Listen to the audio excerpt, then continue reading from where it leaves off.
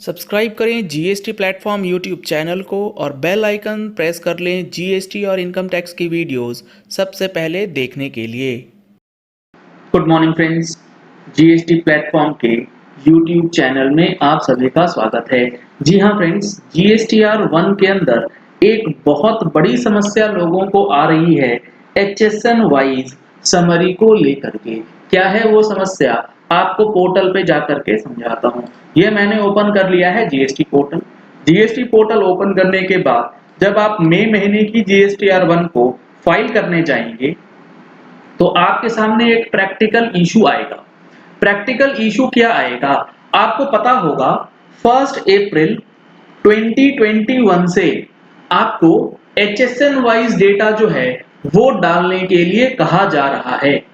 अब सवाल यह है कि जब एचएसएन वाइज डेटा आप फीड करेंगे तो आपके पास दो ऑप्शन हैं, या तो आपका टर्नओवर 5 करोड़ से ऊपर है या आपका टर्नओवर 5 करोड़ से कम है।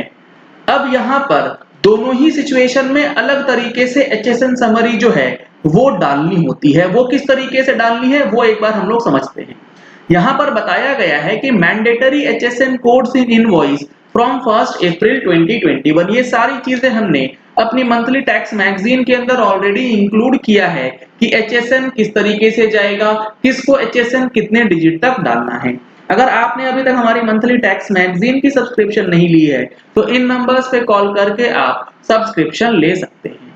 यहाँ पर अगर आप देखेंगे तो यहाँ बताया गया है कि अगर आपका टर्नओवर 5 करोड़ रुपए तक का है तो आपको नंबर ऑफ एचएसएन जो डालना है, डिजिट्स ऑफ एचएसएन जो डालना है वो डालना है 4 डिजिट इनवॉइस के ऊपर।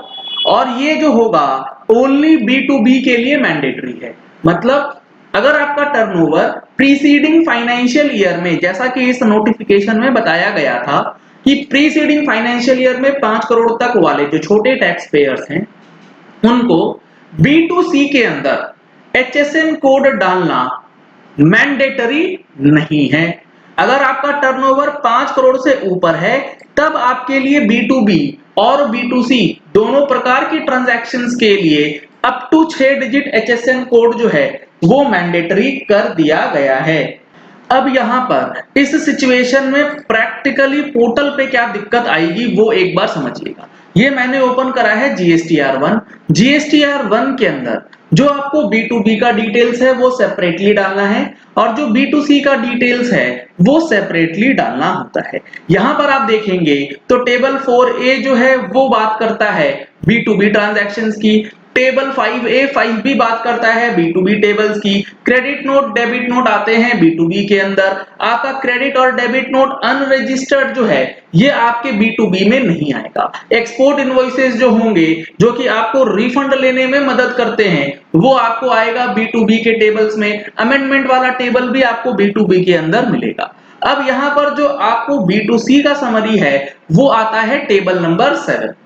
अब सवाल ये आता है कि किसी एक महीने में आपके पास B2B का ट्रांजैक्शन भी है और आपके पास B2C का ट्रांजैक्शन भी है, लेकिन आपका प्रीसीडिंग फाइनेंशियल ईयर का यानी कि पिछले फाइनेंशियल ईयर का जो टर्नओवर है वो 5 करोड़ से कम है।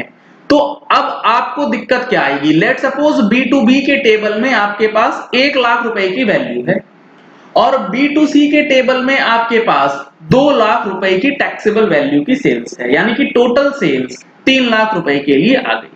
अब टेबल नंबर 12 जब आप देखेंगे तो यहां पर प्रैक्टिकल इशू ये आएगा कि आपको B2B का जो डेटा है वो तो मैंडेटरी डालना है, वो आप यहां से डाल सकते हैं, जिस तरीके से डालना है मैंने आपको बताया है। लेकिन अगर आपका ट्रांजैक्शन B2C है तो उस सिचुएशन में अगर आपने ये ऑप्ट किया है कि मुझे एचएसएन नहीं डालना है तो वो फिगर आप यहां पर नहीं फीड करेंगे, कर नहीं पाएंगे। अगर आपने ये ऑप्ट कर लिया है, मैं क्या कहना चाह रहा हूं समझिएगा। 1 लाख का जो टर्नओवर है वो तो B2B का है, ये तो आपके टेबल नंबर 12 में चला जाएगा। लेकिन जो बैलेंस 2 लाख का रह गया जो B2C है, अगर आपने उसमें एचएसएन कोड नहीं डाला है क्योंकि आपका टर्नओवर 5 करोड़ से कम था तो ये टेबल नंबर 12 में नहीं जाएगा। तो इससे होगा क्या, जीएसटीआर 1 के अंदर जो सेल्स की टैक्सेबल वैल्यू है जो कि है 3 लाख, वो आपके एचएसएन समरी में जो फिगर्स आएगा 1 लाख से मिसमैच रहेगी। तो यहां पर अब आपके पास दो ऑप्शन हैं, या तो आप हर एक टेबल के अंदर, हर एक इनवॉइस के अंदर, चाहे वो B2B हो या B2C हो, एचएसएन का डेटा जो है अप टू 4 डिजिट डालते चले जाइए, तब कोई दिक्कत नहीं है।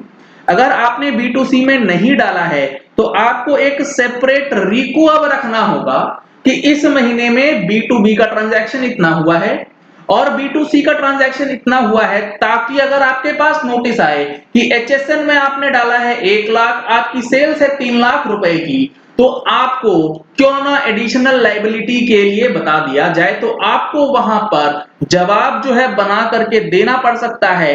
हमें इसलिए ये किया है क्योंकि हमारे पास ऑप्शन है कि 5 करोड़ से कम जो है वहां पर B2C का ट्रांजैक्शन के लिए एचएसएन मैंडेटरी नहीं है। सर यहाँ डिस्क्रिप्शन डाल देते हैं तो हो जाएगा।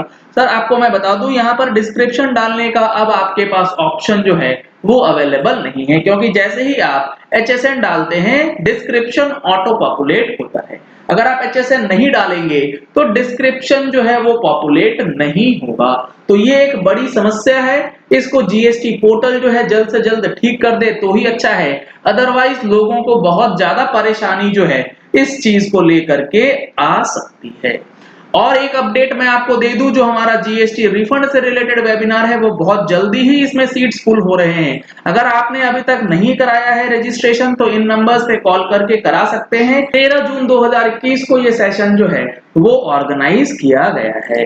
चलिए इस वीडियो को यही एंड करते हैं। आशा करते हैं कि आपको ये पॉइंट क्लियर हो गया होगा कि अब जीएसटीआर1 में एचएसएन वाइज समरी जो जाएगी वो किस तरीके से जानी है और कैसे आगे काम करना है। अगर आपने हमारे चैनल पे फर्स्ट टाइम ट्यून इन किया है तो चैनल को सब्सक्राइब करने के लिए नीचे दिया गया रेड कलर का सब्सक्राइब बटन प्रेस कर लीजिए। साथ में जो बेल आइकन है उसे प्रेस कर लीजिएगा ताकि वीडियोस की नोटिफिकेशन आप तक रेगुलरली पहुंचती रहे। Thank you and have a nice day. Subscribe करें जीएसटी प्लेटफॉर्म यूट्यूब चैनल को और बेल आइकन प्रेस कर लें जीएसटी और इनकम टैक्स की वीडियोस सबसे पहले देखने के लिए।